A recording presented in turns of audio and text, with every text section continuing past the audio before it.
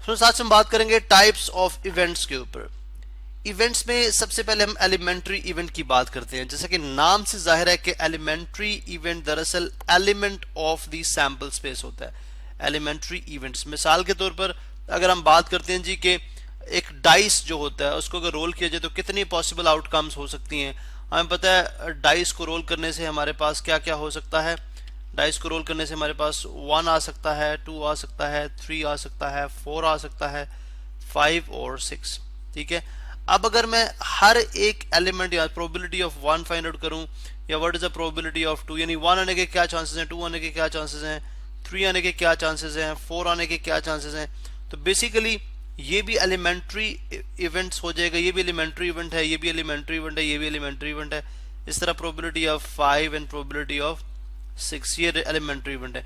तो मालूम हो जो एलिमेंट्री इवेंट्स मिलके सैंपल स्पेस बनाते हैं। ठीक है, this is sample space, this is sample space. तो सैंपल स्पेस का जो हर इवेंट होगा वो बेसिकली एलिमेंट्री इवेंट होगा। जैसे हम आमतौर पर बात करते हैं जी कि एक बच्चा जो है वो रेस विन करेगा, रेस विन करेगा, ठीक है, या रेस जो है वो लूज करेगा, लूज करेगा। अब विन और लूज जो है वो बेसिकली क्या बन गए हैं, सैंपल स्पेस बन गई है। अब प्रोबेबिलिटी ऑफ विन या प्रोबेबिलिटी ऑफ लूज ये क्या कहलाएंगे, एलिमेंट्री इवेंट्स।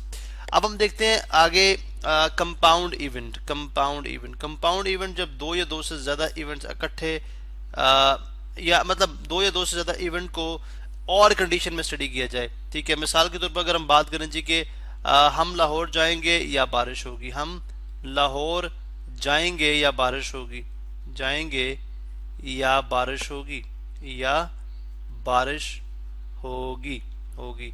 तो अब हम क्या कर रहे हैं, प्रोबेबिलिटी ऑफ इस चीज, यानी इस चीज की प्रोबेबिलिटी, हम लाहौर जाएंगे या बारिश होगी। तो ये बेसिकली कंपाउंड इवेंट्स हैं। क्योंकि इसमें अगर मैं हम लाहौर जाएंगे को इवेंट ए बोलूं, हम बारिश होगी को इवेंट बी बोलूं, तो ये दोनों, ये इन दोनों में से कोई एक इवेंट हो या दोनों इवेंट्स इकट्ठे भी हो सकते हैं। तो basically these are called compound events. बहुत सारी एग्जांपल्स आपको इसमें मिल जाएंगी। हम नेक्स्ट देखते हैं जी। नेक्स्ट हमारे पास टाइप है श्योर इवेंट। ठीक है, श्योर इवेंट, श्योर इवेंट। अब श्योर इवेंट क्या है, जैसे मैं बात करता हूं जी कि what is the probability that the sun will rise from, probability of sun rises from east, from east, from east। तो ऑब्वियसली अब इसकी प्रोबेबिलिटी क्या हो जाएगी, 100%। इसकी प्रोबेबिलिटी क्या है, 100% इज इक्वल टू 100%। या अगर हम ओवरऑल करें तो हम नंबर में देखें तो हम बोलेंगे 1। ठीक है, तो इसका मतलब है कि दिस इज श्योर इवेंट, यानी सन, सूरज ने हमेशा ईस्ट से ही निकलना है, सूरज हमेशा ईस्ट से ही निकलेगा। जब आप सूरज के निकलने के लिए सैंपल स्पेस बनाओगे तो उसमें सिर्फ ईस्ट आएगा। अब यहां से समझ आई कि अगर सैंपल स्पेस के तमाम एलिमेंट्स जो हैं वो उस इवेंट की डेफिनेशन के अंदर आ जाएं तो वो इवेंट श्योर इवेंट बन जाता है। जैसे अगर हम बात करें व्हाट इज द प्रोबेबिलिटी कि डाइस को रोल करने पे हमारे पास नंबर लेस देन 7 आए, ठीक है, तो ऑब्वियसली उसकी प्रोबेबिलिटी क्या होगी, श्योर। 1 आएगा, 2 आएगा, 3 आएगा, 4 आएगा, 5 आएगा और 6 आएगा, तो ये श्योर इवेंट हो जाएगा। इसी तरह अगर हम बात करें कि 2 and 2 make 4, तो जाहिर है what is the probability of 2 and 2 make 4, probability of 2 and 2 make 4, makes 4। ठीक है, तो इसकी प्रोबेबिलिटी क्या हो जाएगी, ऑब्वियसली इसकी भी 1 होगी, बिकॉज 2 + 2 अगर आप इसकी सैंपल स्पेस बनाएंगे तो वो भी 4 ही बनेगी। ठीक है, तो इसकी प्रोबेबिलिटी क्या होगी, 1 होगी।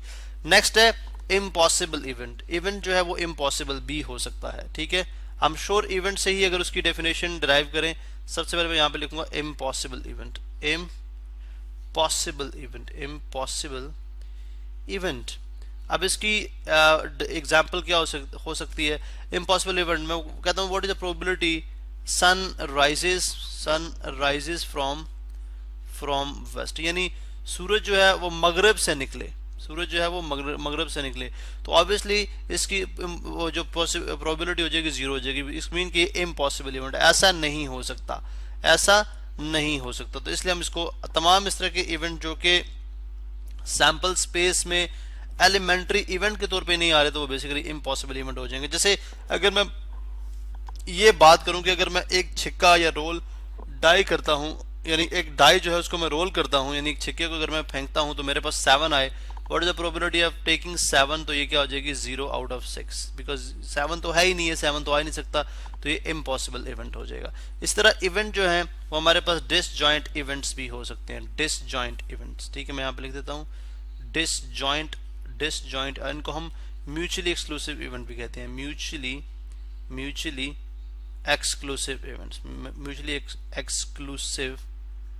Exclusive events. ठीक है, अब इसकी एग्जांपल्स बहुत सारी हमें मिल जाएंगी, यानी ऐसे इवेंट जिनमें कुछ भी चीज कॉमन ना हो। ठीक है, जैसे अगर हम एक देखें जी, अगर ये शख्स है या अगर ये पर्सन है, तो व्हाट इज द प्रोबेबिलिटी के if he is a boy और गर्ल, तो ऑब्वियसली अगर वो बॉय होगा, ठीक है, प्रोबेबिलिटी ऑफ बॉय और गर्ल, अगर वो बॉय होगा तो फिर गर्ल नहीं हो सकता, अगर गर्ल होगा तो फिर बॉय नहीं हो सकता।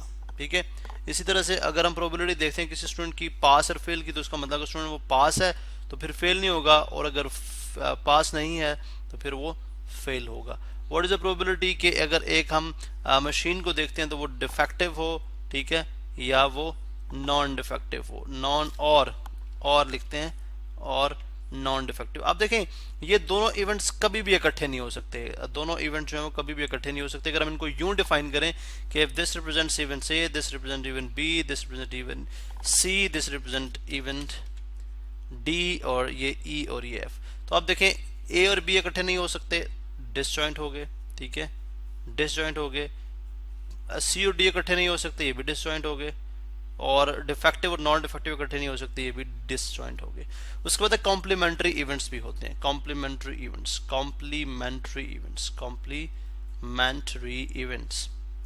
इवेंट्स, तो ये ऑब्वियसली अंडरस्टूड सी बात है। फॉर एग्जांपल हम कहते हैं कि अगर एक स्टूडेंट के पास होने की, what is the probability of student के वो पास हो, probability of passing a student, passing Ali for example, अगर हम वो एग्जांपल ले अली, तो अगर हम कहते हैं जी 70% उसकी प्रोबेबिलिटी को पास हो जाएगा, तो what is the other way around, यानी फिर जो नहीं हो सकता उसकी प्रोबेबिलिटी क्या है, दैट इज अ कॉम्प्लीमेंट्री। तो इसको हम लिखेंगे पी, यानी अगर इस इवेंट को हम डिफाइन करें ए के साथ, ठीक है, A is equal probability of passing अली, ठीक है, तो ए प्राइम हो जाएगा प्रोबेबिलिटी ऑफ फेलिंग अली, ठीक है, तो वो कितनी हो जाएगी, चूंकि टोटल प्रोबेबिलिटी हमेशा 100% होती है, तो 100 में से 70 निकालें 30%। इसका मतलब है अगर किसी चीज के होने की प्रोबेबिलिटी में से, अगर किसी चीज की टोटल प्रोबेबिलिटी में से उसके होने की प्रोबेबिलिटी सब्ट्रैक्ट कर दी जाए, या अगर किसी की टोटल प्रोबेबिलिटी में से उसके ना होने की प्रोबेबिलिटी सब्ट्रैक्ट कर दी जाए, तो दोनों केसेस में वो आपस में एक दूसरे का कॉम्प्लीमेंट हो जाएंगे। यानी अगर होने की हो तो फिर ये ए प्राइम उसका कॉम्प्लीमेंट है, और अगर ना होने की हो तो फिर ये इसका कॉम्प्लीमेंट बन जाएगा। तो हमने कॉम्प्लीमेंट्री इवेंट्स की भी बात यहाँ पे कर ली।